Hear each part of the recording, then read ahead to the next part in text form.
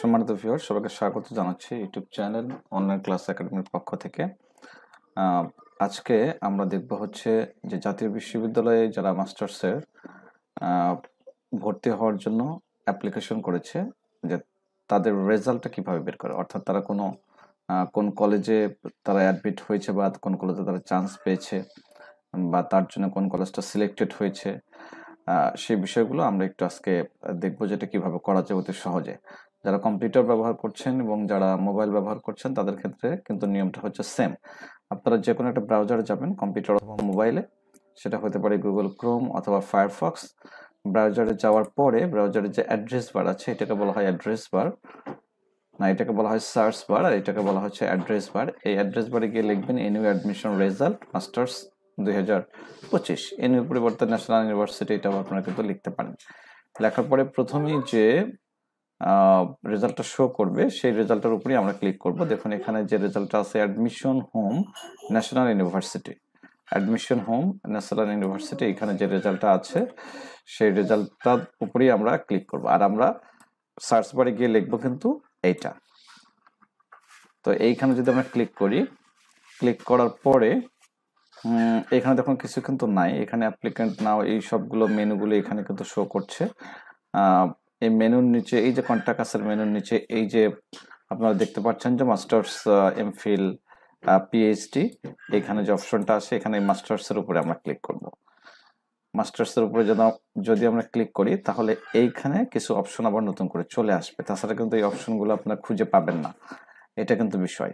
এইখানে যদি আমরা ক্লিক করি, দেখুন এখানে কিছু নতুন অপশন চলে এসেছে, মাস্টার্স প্রফেশনাল, মাস্টার্স রেগুলার, আরো কিন্তু অনেকগুলো অপশন কিন্তু চলে এসেছে, প্রাইভেট, ক্যাম্পাস, এমফিল, পিএইচডি, সবগুলোর জন্য আলাদা।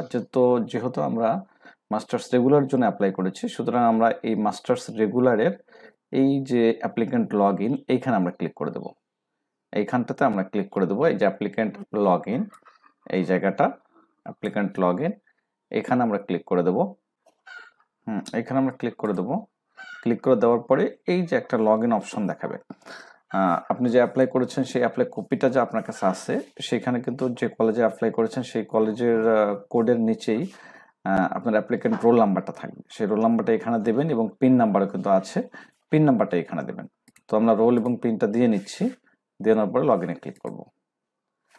লগ ইনে ক্লিক করার পরে এইখানে দেখুন এই যে আপনার অ্যাকাউন্টটা এখানে দেখাচ্ছে, অর্থাৎ যে অ্যাকাউন্টের মাধ্যমে আপনি অ্যাপ্লাই করেছিলেন সেটা এখানে দেখাচ্ছে।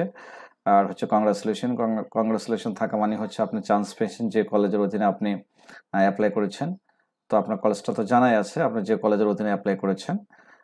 Your science sociology government Azizul Haque কলেজ, সেখানে আজিজুল হক কলেজ দেখাচ্ছে, কারণ ইনি আজিজুল হক কলেজের অধীনেই কিন্তু অ্যাপ্লাই করেছে সেখানে ভর্তি হওয়ার জন্য।